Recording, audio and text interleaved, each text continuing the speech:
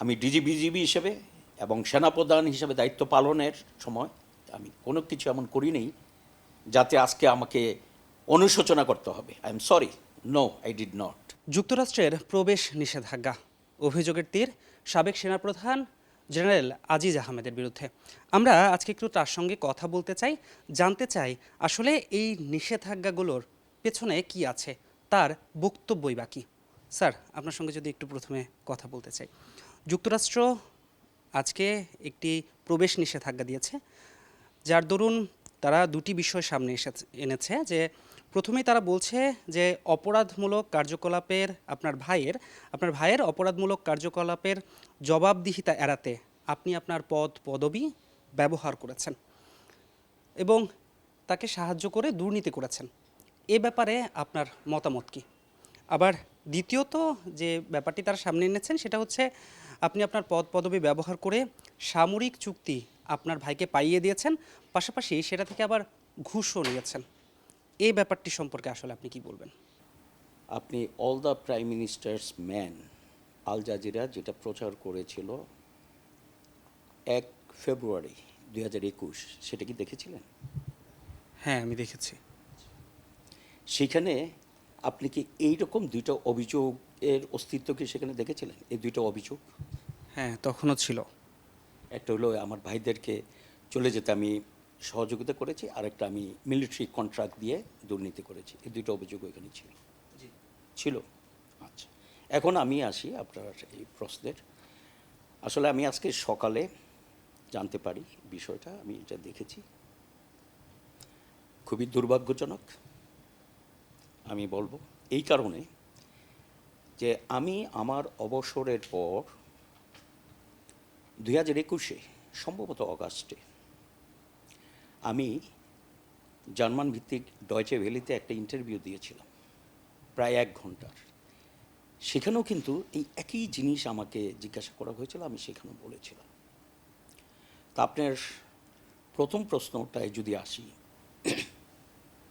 যে আমি আমার ভাইদেরকে বাংলাদেশের যে আইন আছে বা অন্যান্য বিষয়টা আছে সেইখান থেকে যাতে মানে ইভেডিং অ্যাকাউন্টেবিলিটি ইন বাংলাদেশ যেটা বলেছে সেটা অ্যাভয়েড করার জন্য আমি আমার পদ পদবি ব্যবহার করে তাকে সহযোগিতা করেছি এবং দুর্নীতি করেছি। আমি আগেও যে উত্তর দিয়েছিলাম আমার উত্তর একই, আমার এখানে কোনো ইনভলভমেন্ট ছিল না। আমার যে ভাইয়ের কথা সে আল জাজিরাতেও বলেছিল,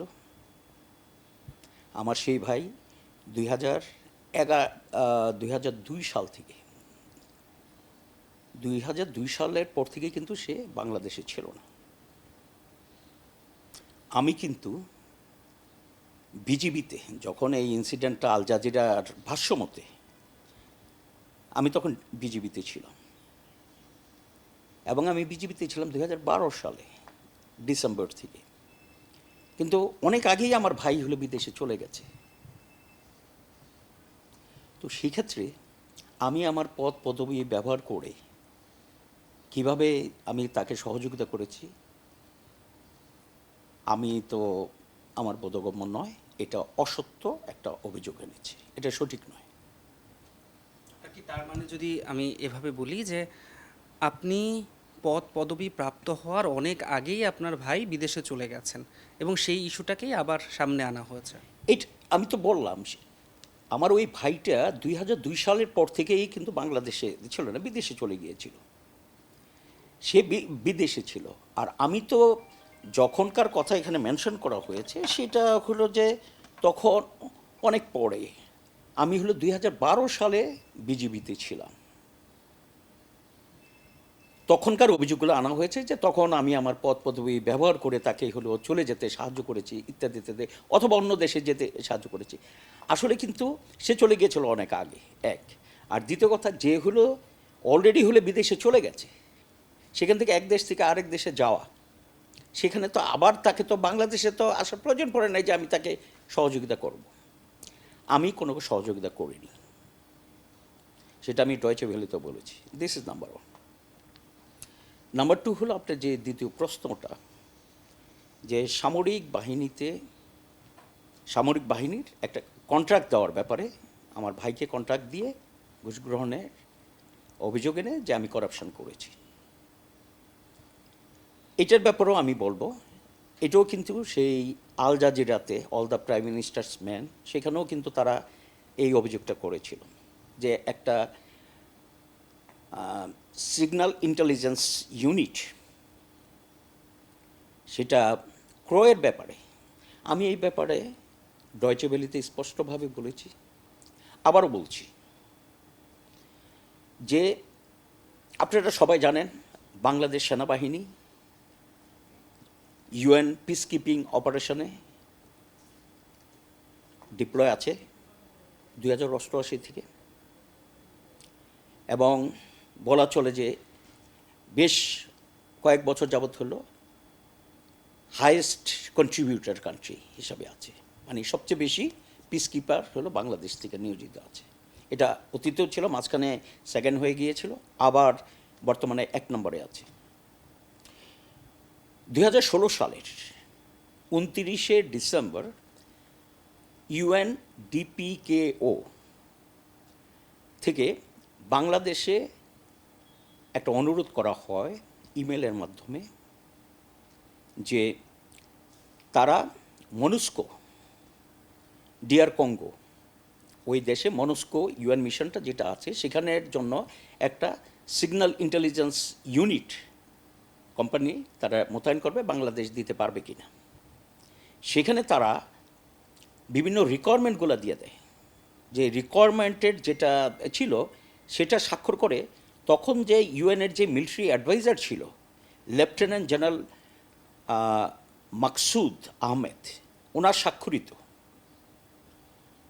2014 সালে উনি স্বাক্ষর করেছিলেন। আমি যে কথাগুলো বলছি সবগুলা কিন্তু এভিডেন্সের উপর ভিত্তি করে বলছি, এগুলো হলো ডকুমেন্টারি এভিডেন্স, ঠিক আছে। ওইটাতে স্পষ্ট লেখা আছে যে এই সিগন্যাল ইকুইপমেন্টের কি কি মানে কোয়ালিফিকেশান থাকতে হবে, ক্রাইটেরিয়া কি কি হবে, মানে কি কি রিকোয়ারমেন্ট ফুলফিল করতে হবে, এগুলো কিন্তু সব কিছু ওইটার মধ্যে ছিল। বাংলাদেশ সেটি স্টাডি করে তারা 5 জানুয়ারি 2017 আর্মি হেডকোয়ার্টার থেকে জানানো হয় through armed forces division to DPKO যে হ্যাঁ আমরা এটা দিতে পারবো, কিন্তু এই মুহূর্তে আমাদের এই ইকুইপমেন্টটা নাই, এটা আমাদেরকে পারচেস করতে হবে এবং এইটার জন্য সময় লাগবে, আমরা 2018 সেপ্টেম্বরের আগে এটা মোতায়েন করতে পারবো না। এটা ডিপিকেওকে জানানো হয় অফিসিয়ালি এফডির মাধ্যমে। তখন মার্চ মাসে 2017 মার্চে আর্মি হেডকোয়ার্টার একটা বোর্ড অফ অফিসার্স তৈরি করে এবং তাদেরকে দিয়ে এই যে ডিপিকেওর যে রিকোয়ারমেন্টগুলো ছিল সিগন্যাল ইকুইপমেন্টের, সেই রিকোয়ারমেন্টের উপরে ভিত্তি করে তাদেরকে স্টাডি করতে বলা হয় এবং সেটা স্টাডি করে যে প্রেসিডেন্ট অফ দ্য বোর্ড সে জিএসপিসি মিটিং 7/2000 আমি যদি বলি 2017 21শে সেপ্টেম্বরে যে জিএসপিসিটা হয় সেটাতে তারা প্রেজেন্টেশন দেয় যে এরকম একটা ইকুইপমেন্ট, এই হলো রিকোয়ারমেন্ট যেগুলো দিয়েছিল, আমরা এরকম পেয়েছি, these are the characteristics and other things. তো সেটার উপরে দেওয়ার পরে সেটা ওইখানে অ্যাপ্রুভ করা হয় 2017-তে। তারপরে সেটা আর্ম ফোর্সেস ডিভিশনে পাঠানো হয় অনুমোদনের জন্য। আর্ম ফোর্সেস ডিভিশন 4 জুন 2018 এটা অনুমোদন দেয় পারচেস করার জন্য। আর এই পারচেসগুলো সাধারণত হয়, এগুলার কন্ট্রাক্ট সব কিছু নিয়ন্ত্রণ করে, সব কিছু অর্গানাইজ থেকে শুরু করে সব কিছু করে হলো ডিজিডিপি, এবং ডিজিডিপি হলো এফডি বা মিনিস্ট্রি অফ ডিফেন্সের আন্ডারে, এটা আর্মি হেডকোয়ার্টারের আন্ডারে না। এই যে 4 তারিখে যেটা এফডি থেকে অনুমোদনটা আসলো ইকুইপমেন্টটার, সেটা 26 তারিখে ডিজিডিপি কন্ট্রাক্টরের সাথে কন্ট্রাক্ট সাইন করে 26শে জুন 2018। আমি 25শে জুন 2018 সেনাপ্রধান হিসাবে দায়িত্বভার গ্রহণ করি। আমি এই 25শে তারিখে দায়িত্বভার গ্রহণ করে 26 তারিখে যে কন্ট্রাক্টটা সাইন হলো, আমার ইনভলভমেন্টটা কোথায় সেনাপ্রধান হিসাবে? আমার তো কোনো সম্পৃক্ততাই তো নাই এইটাতে। আমার ভাইকে কোথায় কন্ট্রাক্ট দিব আর আমি ওইটা থেকে ঘুষ নিব? আপনি যদি এই ব্যাপারে এভিডেন্স চান, আমার কাছে সব ডকুমেন্ট আছে, আমি যে কথাগুলো বললাম। তো এটা একটা অবান্তর। আল জাজিরাও এই ধরনের একটা অসত্য একটা অভিযোগ এনেছিল ইকুইপমেন্ট সেনাবাহিনীর ক্রয়ের ব্যাপারে এ ধরনের। এখানেও আমি সেটি দেখছি। আর আমি 4 বছর ডিজিবিজিবি ছিলাম। খোঁজ নিয়ে দেখেন, আমার কোনো ভাই, আমার কোনো আত্মীয়র বিজিবিতে কি আমি পারলে তাদেরকে লাইসেন্স করে দিতে পারতাম না কন্ট্রাক্টারি করার জন্য? আমি একটাও করে দিয়েছি কিনা, তাদের কারো কোনো বিজিবির কোনো লাইসেন্স আছে কিনা, বা তারা বিজিবিতে একটা কোনো কন্ট্রাক্ট নিয়েছে কিনা? সেনাবাহিনীর কন্ট্রাক্ট যেগুলো মিলিটারি কন্ট্রাক্ট, এগুলা সাধারণত ডিজিডিপি কন্ট্রোল করে। আপনারা খোঁজ নিয়ে দেখেন ডিজিডিপিতে আমার কোনো ভাই, আমার কোনো আত্মীয় স্বজনের কারো কোনো একটা লাইসেন্স আছে কিনা? আমি তো সেনাপ্রধান ছিলাম 3 বছর। আমি যদি ইনফ্লুয়েন্স করতাম, আমি করে দিতে পারতাম না তাদের কোনো লাইসেন্স আছে কিনা।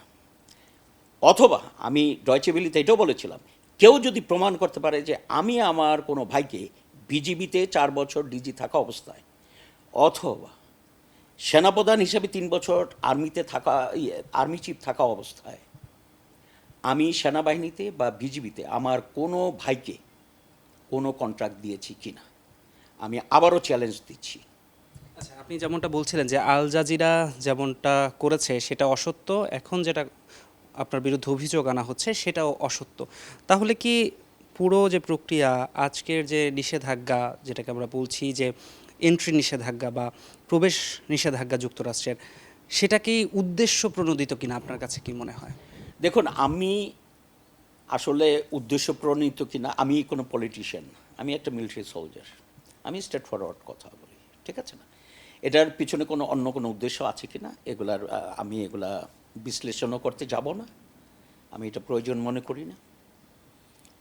আমেরিকা যেই সিদ্ধান্তটা নিয়েছে, আমার মনে হচ্ছে যে আল জাজিরার, কারণ একই ধরনের দেখছি, সেই জন্য আমি এই উত্তরটা সেভাবেই দিলাম। যা অল দ্য প্রাইম মিনিস্টার্স ম্যানের সে নাটক যেটা করেছিল আল জাজিরা, আর এখানে যে প্রশ্ন দুইটাও যেটা, ওইটার সাথে আমি লিঙ্ক দেখছি একই ধরনের, সেজন্য আমি এই উত্তরটা দিলাম।